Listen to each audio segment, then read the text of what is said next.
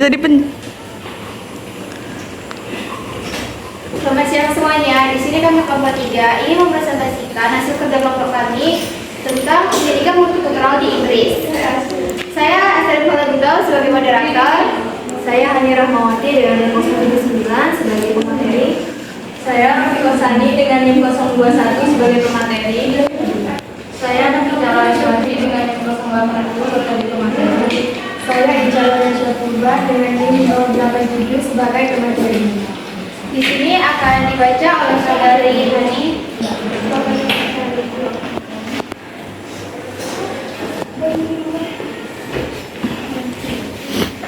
Pendidikan multikultural di Inggris.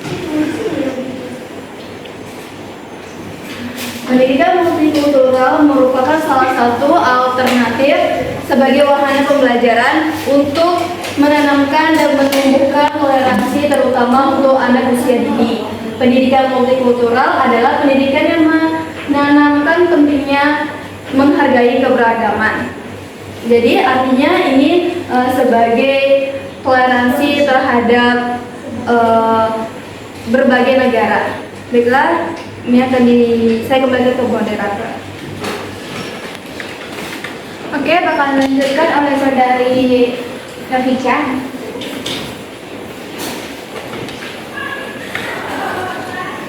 Baik, saya akan menjelaskan tentang bentuk-bentuk multikultural. Yang pertama yaitu multikulturalisme akomodatif, yaitu di mana jenis masyarakat memiliki kultur dominan, di mana mereka akan menyesuaikan atau mengakomodasi tertentu terhadap kaum mayoritas seperti hukum dan sebagainya.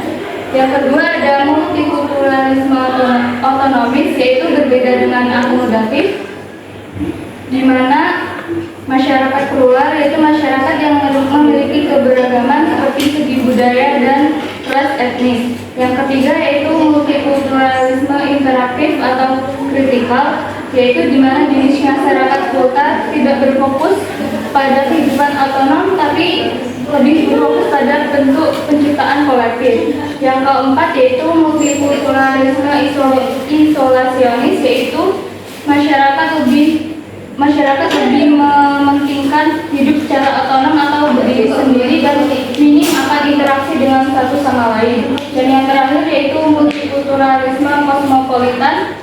Mereka lebih mementingkan di mana tiap individu tidak lagi terikat pada budaya dan sebagainya. Saya kembalikan ke moderator.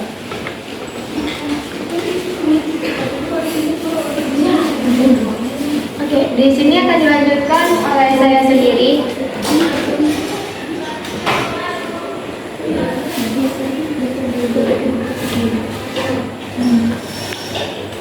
Latar belakang pendidikan multikultural di Inggris. Pendidikan multikultural di Inggris terkait dengan perkembangan revolusi industri pada tahun 1650-an. Awalnya Inggris terkenal sebagai masyarakat yang monokultur dan baru sesudah Perang Dunia Kedua menjadi multikultur ketika kedatangan tenaga kerja untuk pembangunan dari Kepulauan Karibia dan India. Pendidikan multikultural berkembang sejalan dengan banyaknya kaum imigran yang memasuki Inggris. Namun masih terdapat perlakuan yang diskriminatif sehingga memunculkan berbagai gerakan yang berlatar belakang budaya. Dan di sini akan dilanjutkan oleh Rafiko.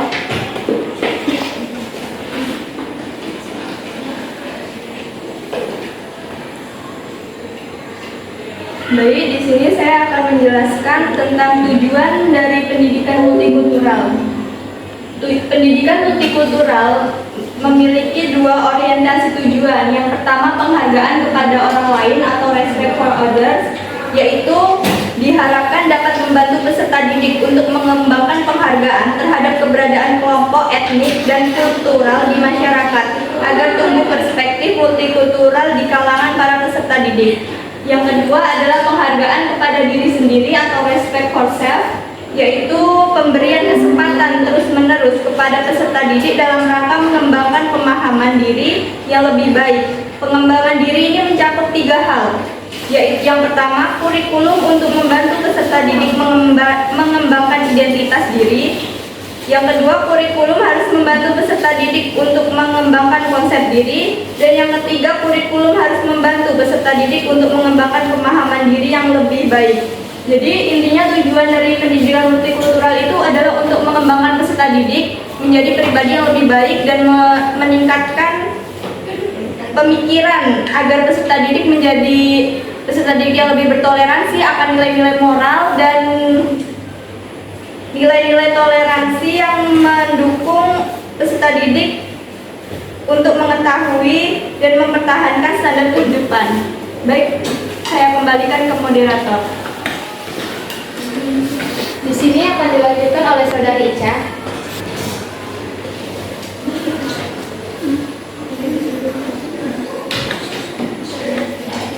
Baiklah, di sini saya akan melanjutkan perbedaan pendidikan multikultural di Indonesia dan di Inggris. Perbedaan pendidikan multikultural di Indonesia dan di Inggris mencerminkan perbedaan dalam konteks budaya, demografi, kurikulum multikultural, bahasa, dan agama. Yang pertama, keragaman etnis dan budaya. Indonesia adalah negara yang sangat beragam dari segi etnis, budaya, dan agama. Ini tercermin dalam pendidikan, di mana siswa berasal dari berbagai latar belakang etnis dan agama. Kurikulum mencoba mencerminkan berbagai ini dengan memasukkan materi tentang beragam budaya dan bahasa di Indonesia. Sedangkan di Inggris juga memiliki keragaman etnis yang signifikan, terutama di kota-kota besar. Sistem pendidikan Inggris telah berusaha untuk mendorong inklusi dan penghormatan terhadap keragaman budaya dalam kurikulum dan praktik pendidikan.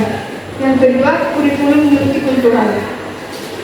Di Indonesia mencoba untuk memasukkan unsur-unsur multikultural dan pendidikan karakter yang mengajarkan toleransi, penghargaan terhadap perbedaan, dan pluralisme. Sedangkan di Inggris, ada pendekatan yang lebih terstruktur terhadap pendidikan multikultural dengan kurikulum yang mencakup pelajaran tentang berbagai budaya, agama, dan sejarah dunia. Yang ketiga, bahasa. Bahasa Indonesia adalah bahasa pengantar dalam pendidikan bangsa Indonesia, tetapi ada berbagai bahasa daerah di Indonesia. Beberapa sekolah juga mengajarkan bahasa asing seperti bahasa Inggris. Sedangkan di Inggris, bahasa Inggris adalah bahasa pengantar dalam pendidikan di Inggris. Namun dalam lingkungan multikultural, bahasa-bahasa lain juga dihargai dan ada dukungan untuk siswa yang memiliki bahasa ibu yang berbeda. Yang ketiga, perbedaan bahasa. Keempat, perbedaan agama. Di Indonesia memiliki beragam agama dan pendidikan agama di Indonesia diintegrasikan dalam kurikulum. Siswa dapat memilih mata pelajaran agama sesuai keyakinan mereka. Sedangkan di Inggris, pendidikan agama dijadikan sebagai mata pelajaran wajib, di mana sekolah-sekolah juga harus menghormati berbagai keyakinan agama dan kepercayaan. Pendekatan multikultural dalam pendidikan bertujuan untuk mempromosikan inklusi, toleransi, dan pemahaman antar budaya, meskipun ada perbedaan dalam konteks dan pelaksanaannya. Kedua negara berusaha untuk mengintegrasikan nilai-nilai multikultural dalam sistem pendidikan mereka sesuai dengan realitas budaya masing-masing. Sekian dari saya, kembalikan ke moderator. Di sini akan dibacakan kesimpulan oleh Saudari Hadi.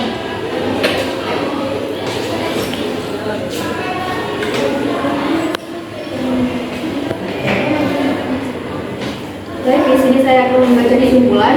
Pendidikan multikultural di Inggris berarti bahwa pendekatan ini bertujuan untuk menciptakan lingkungan pendidikan yang inklusif dan beragam, yang mengakui dan menghargai keberagaman budaya, agama, bahasa, dan latar belakang siswa. Bahwa dalam pendidikan multikultural di Inggris itu dapat disimpulkan sebagai yang pertama, inklusi dan keadilan, yang kedua pengakuan keragaman, yang ketiga pembelajaran antar budaya, yang keempat bahasa dan keterampilan komunikasi, yang kelima mengurangi diskriminasi, dan yang terakhir persiapan untuk dunia global. Baik, saya kembalikan ke moderator. Sekian sekelompok dari kelompok kami. Jika ada salah kata mohon dimaafkan. Sekian, terima kasih.